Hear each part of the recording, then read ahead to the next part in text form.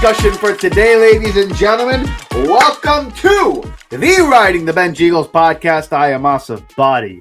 I am just a fan of the Philadelphia Eagles, and I do listen to all pundits, all fans, anybody who talks about Philadelphia. I'm listening to them for the most part because I love this team.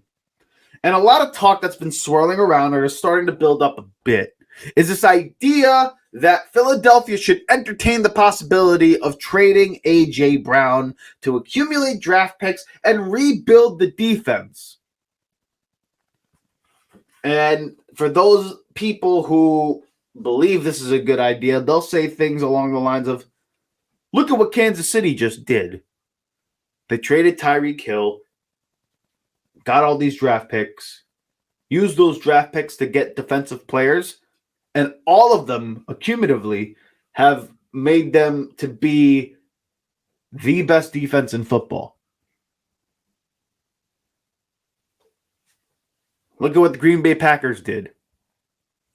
You trade Devontae Adams, use those draft picks, and use that to build a team around Jordan Love. So you have two instances in which you trade a big-time wide receiver, get these picks, use it to build the whole team, and you become better from it. In that sense, I understand why the idea is being entertained to trade A.J. Brown. But here's the thing that I would say to that. Let's look at the Kansas City Chiefs, for example. Kansas City traded Tyreek Hill because Tyreek Hill wanted big money. And they also have Travis Kelce. And they also have former Eagles head coach Andy Reid. And plus, maybe the greatest quarterback I've ever seen in Patrick frickin' Mahomes. The Packers. They had an aging Aaron Rodgers who could still play. But they already drafted their replacement. They already drafted their new guy in Jordan Love. And we're ready to see him on the field.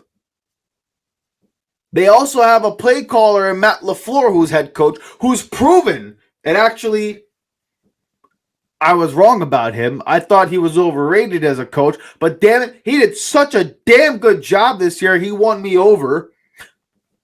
Have a play caller and a coach that they can trust. The idea that Philadelphia can do the same thing, to me, is a little short-sighted. Because one, while Jalen Hurts is fantastic, and I think he's really good, I think he's one of the best quarterbacks in the NFL. He ain't Patrick Mahomes. And he doesn't have a guy like Travis Kelce, who's arguably the greatest tight end ever to play. And he also doesn't have a guy like Andy Reid calling plays. That, my friends, is Nick Sirianni as our head coach. That, my friends, are Kellen Moore calling the plays. In Green Bay, Matt LaFleur calls that offense. Jordan Love is the young quarterback paired with a great play caller. And a really good running game in Aaron Jones and really good weapons from wide receiver 1 to wide receiver 6. 2 tight ends. Philadelphia, say what you want. We have 2 stud wide receivers in Devontae Smith and A.J. Brown. We have a tight end in Dallas Goedert who's phenomenal. We have an offensive line, yes, who will take a step back this year because there's no Jason Kelce. And we have Jalen Hurts. But you know what? We don't have a guy who can call a game yet. Kellen Moore is here and he can most likely call a game, but we got to see how that fit works. I think it's going to work out well, but that's neither here nor there. It's not like Nick Sirianni is there calling the plays for this offense. Those are the type of guys that can buy you time. Those are the type of guys that can make lemons out of lemonade. I mean, oh, good Lord. See, I can't even speak. Lemonade out of lemons. So using Kansas City and Green Bay as an example for what Philly can do is short-sighted to me because, one, we don't have the depth on the offensive side of the ball. And also, and I don't mean to take a knock at Howie. I got to drink some water, guys. Give me a moment. My goodness. I'd be screaming all the goddamn time. I was talking about Howie. Brett Veach is the best GM in football. And the fact that he hit on every one of those defensive players is phenomenal. Let me ask you guys this in Philadelphia. We have to be real about Howie Roseman. If you gave him a slew of draft picks, do you think he would hit on every single one of them for the defensive side of the ball? To be honest with you, I don't think he will. And that's just to be honest, because most GMs don't. Howie Roseman's great at manipulating the cap, finding low value, high reward type players, and is really good at just like making money appear that's not there. Is he a great drafter? No, not necessarily. Not necessarily the greatest track record as a draft person. He's good. I don't think he's incompetent. Guy knows what he's doing, but he's had some blunders. And it's not like on the defensive side of the ball he would be drafting things that we would need. Do you think he would use those picks we get from A.J. Brown to draft a cornerback? A linebacker? Hell, he may even use that draft pick to draft another wide receiver. And do you think he would hit on a wide receiver? Because the last time I saw him draft a wide receiver outside of the top 10, he drafted Jalen Reagor over Justin Jefferson. So we have to put this in context here, guys. As great of an idea as this would be to use these picks to build a defense and potentially build a sustainable team, this defense is not a one-year fix. This defense is also really youthful in the front seven, and it's going to have some young guys on the back end too. With Isaiah Rodgers coming off suspension, Keely Ringo, Eli Ricks, you have Blankenship there. Sidney Brown, when he's healthy, God bless him. Hopefully he has a good recovery. He'll be on the field. He's young. You have Nolan Smith, Jalen Carter, Jordan Davis, Milton Williams. You still have Josh Sweat, who's under 30. Hassan Reddick, who's under 30. You have Moro Ojomo as a depth piece. But like, you get my point here. And you still have Nakobe Dean and all that stuff, which I don't know if he's going to play well or not. Who knows? But the defense is still young. It's really young. Again, Howie Roseman doesn't have the best track record of drafting star defensive players. So the idea, if we trade our best offensive player, get picks, and nail a defensive draft, I think is wishful thinking. And consider also, now that Kellen Moore is going to call the offense, and that most likely we're not going to have DeAndre Swift or Miles Sanders even running the ball behind the offensive line. Consider the fact that Jason Kelce is retiring and that we're going to have to take a step back on the offensive line side of things. And if you're going to make Jalen Hurts and try to mold him into a pass-first QB and mold him more into a thrower of the ball as opposed to a dual-threat QB, wouldn't it make most sense to keep not only the guy that he views as like a confidant on the team, the guy that he defers to in the locker room on the team, but also the fact that A.J. Brown is his best weapon, the fact that A.J. Brown is a goddamn transformer and is the best receiver, if not one of the best receivers in the NFC, in the NFL. He just came off a historic paced season.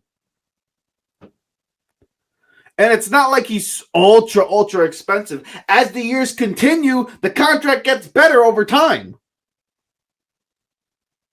And he's in the prime of his career.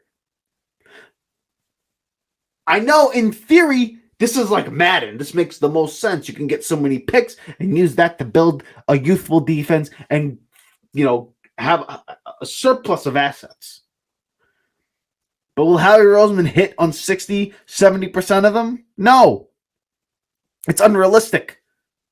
The reason Kansas City can do that is because they got Patrick Mahomes and Andy Reid on the offensive side of the ball. The Fat Mac LaFleur and Jordan Love are there. And you know what? The Packers, they never get anybody in free agency. They're always going to go through the draft anyway. That's what they do. Of course, they're not going to pay big money to Devontae Adams or try to pay big money to, a guy like Aaron Rodgers, although they did. But they ended up trading him once they knew Jordan Love could play. To me, those two examples are not good to use in Philadelphia. Philadelphia is a bit different. Every team is different here. Most teams, when you get a star wide receiver, you improve. That's how it works. Look at the leap Josh Allen took when Stephon Diggs came into Buffalo. Look at what Trevor Lawrence did with Calvin really early on in the season before he got hurt. Look at what freaking Joe Burrow did with Jamar Chase. Look what Lamar Jackson did when they drafted Zay Flowers, brought in Odell, and got all these players to play, got all these weapons for him. Look at the jump that Jalen Hurts made with A.J. Brown and Devontae Smith. We have to remember that having the quarterback in place is important, which we do, but you also need to be paired with a head coach who's going to call a masterful game. And that's what, Green Bay, that's what San Francisco has. That's what the Rams have in Sean McVay. That's what the Chiefs have in Andy Reid. Do we have that in Philadelphia? No, we do not. So trading A.J. Brown, while on paper, the idea of it sounds, wow, this makes the most sense. There's no guarantee that Howie Roseman hits on all those picks that we get. It's just not realistic. And then if you trade A.J. Brown, what are you going to do? You're going to have to look for another damn receiver anyway, who you wish would be as good as A.J. Brown. And I know you got Devontae there. But outside of that, who do you got? Olamide Zaccheaus, Quez Watkins, Julio Jones, Deion Kane. I'm sorry, what are you going to do with that? What quarterback's going to do much with that? And I know you got Dallas Goedert there too, but if we're trying to make Jalen Hurts a better passer, why not surround him with the best weapons possible? And if this defense isn't going to be a one-year fix anyway, you might as well just use what you have, build it up, get the coaching in check, use the draft that we have right now. We have 3 picks in the top 50. That could be good enough to put a presentable product out on the field on defense. Plus another, 4 or 5 fifth-round picks or third-round picks from compensatory options. And you also have free agency coming up. So don't hit the red button just yet in Philadelphia in regards to A.J. Brown. Don't trade the man just yet, guys. This team, while there's a lot to be worked on, it's not like the NFC is a super juggernaut. I still think Detroit, we all just saw the NFC title game, can be had. They're young.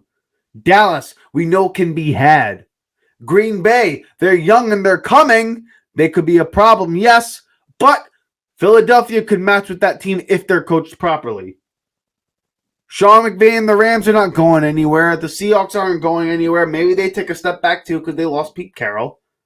The NFC South is the NFC South. And then San Francisco, if they lose in the Super Bowl, there's bound to be a Super Bowl hangover. And not that they won't be respectable, but of course they could take a step back. It's just how the game works. So this isn't like panic time in Philly. This is just take a step back. Get the coaching right. You got the pieces on the offense. You don't need to add any more to it. Now let's just use all the resources we have now and focus on the defensive side of the ball. Maybe draft a linebacker, pay a linebacker in free agency. Try to trade for a quarterback who could fucking play as opposed to James Bradbury. Get another safety. Don't blow up the working player and the working unit on your team for something that was historically bad. And leaving it up to chance with Howie Roseman at the helm. And as good of a GM as he is, like I said, does he have the greatest draft history? No. So listen, if you really, really feel you need to trade A.J. Brown, then you know what? You can put your opinion in the comment section below. I would love to hear it. But tell me why that would be more of a guarantee than what we already have right now on the offensive side of the ball. Because to me, you trade A.J. Brown, and all of a sudden, your offense is going to look a hell of a lot closer to what this defense looked last year. Maybe even worse. Hey, you got through a full episode of the Riding the Bench Eagles podcast. Thank you for watching. If you want to support the channel, hit the like and subscribe button below. You can also check us out on Instagram at the Riding the Bench podcast with a K instead of C in the word podcast. And also check us out on audio platforms like Apple Podcasts, Spotify, iHeartRadio, you name it, we're on there. All of that is in the description below. Please come back next time for the Riding the Bench Eagles podcast. Thanks for listening.